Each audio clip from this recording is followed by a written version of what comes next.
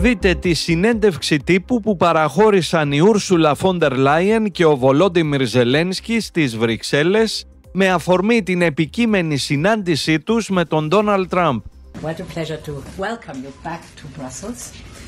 I'm very pleased to be here with you today for our bilateral meeting that we just had, but also then the VTC that we will have in the Coalition of the Willing. And of course, I'm very glad that I'm able to accompany you and other European leaders for the meeting tomorrow that we do have with the US President in the White House. Since the beginning of Russia's brutal invasion, Europe has been at Ukraine's side, united, and we will support you for as long as it takes, for just and lasting peace. And this peace must be achieved through strength. Let me touch upon the main points. First, we must have strong security guarantees to protect both Ukraine and Europe's vital security interests. Ukraine must be able to uphold its sovereignty and its territorial integrity. There can be no limitations on Ukrainian armed forces, be it cooperation with or other third countries or assistance from other third countries, no limitations for the Ukrainian armed forces. As I've often said, Ukraine must become a steel porcupine, undigestible for potential invaders. We welcome President Trump's willingness to contribute to Article 5-like security guarantees for Ukraine. And the coalition of the willing, including the European Union, is ready to do its share. We know that the work of defending Europe is first and foremost our responsibility. And we've been working hard to speed up and scale up as we increase Europe's defense capability. Through the SAFE instrument, we are ensuring that the defense needs of member states and Ukraine can be matched and that Ukraine's industrial defense base is strengthened. I am thinking in particular of drones here. This is in our mutual interest, and I intend to travel to the frontline member states in the coming weeks. At the same time, we continue to support Ukraine's path to its membership in the European Union. This in itself is also a security guarantee. My second point, with regards to any territorial questions in Ukraine, our position is clear. International borders cannot be changed by force. These are decisions to be made by Ukraine and Ukraine alone. And these decisions cannot be taken without Ukraine at the table. My third and final point, as long as the bloodshed in Ukraine continues, Europe will maintain diplomatic and in particular economic pressure on Russia. We will continue to strengthen sanctions. We have adopted 18 packages so far, and we are advancing preparation for the 19th. This package will be forthcoming in early September. We know that sanctions are effective. We have already put Russia's immobilized assets to work for the benefit of Ukraine, and we will continue to put pressure on Russia's war economy to bring President Putin to the negotiation table. We're working with you, Volodymyr, and President Trump in this sense. And we will discuss all these topics and others in our joint meeting at the White House tomorrow. These are challenging times. Only Ukraine can choose its own destiny, but Ukraine can always count on Europe. Thank you so much. Thank you so much. Thank you so much. Dear Ursula, thank you for your support. Thank you for this day. It's very important for all your support from the very beginning of this war.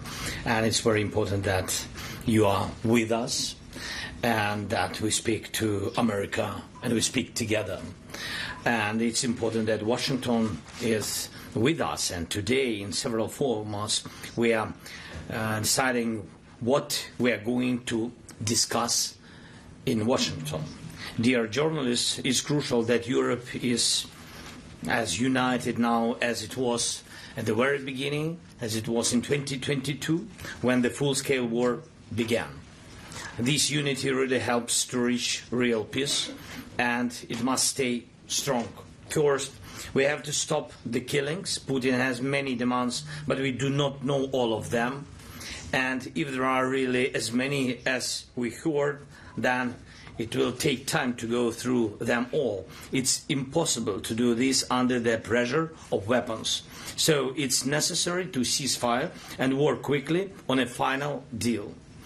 We'll talk about it in Washington. Putin does not want to stop the killing, but he must do it.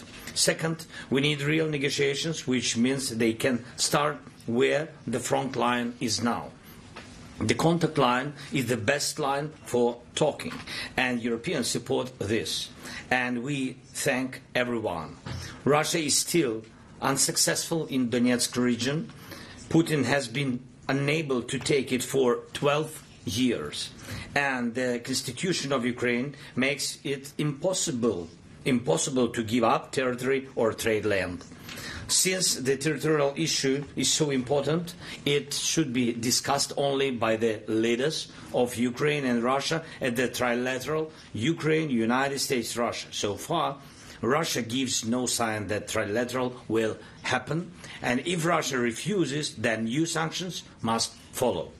This third, it's important that America agrees to work with Europe to provide security guarantees for Ukraine, and we are very thankful to the United States and to the President for such signal, and therefore for everyone in Europe. This is a significant change, but there are no details how it will work and what America's role will be, what Europe's role will be, what the EU can do.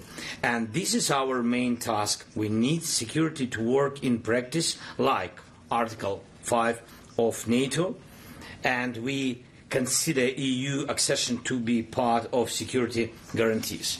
And we have heard from President Trump that America and Putin see it the same way. So we talked about the EU accession negotiations. There can be no division between Ukraine and Moldova. That would simply be a very bad move to my mind, and if such a division takes place, it will automatically mean that Europe is divided on Ukraine, that Europe does not have a common and strong position on guarantees. Many in Europe see that vision will only make things worse. And we talked about defense, and thank you very much, dear Ursula. We agreed to work more actively on programs such as SAFE, and I count on the support with drones. First of all, this is priority. Next, thank you for the 18th package of sanctions. It's important. We need to prepare the 19th package so that Russia sees that we are serious. We understand Russia's strategic direction. It's anti-European, and so we must continue to limit Russia's potential.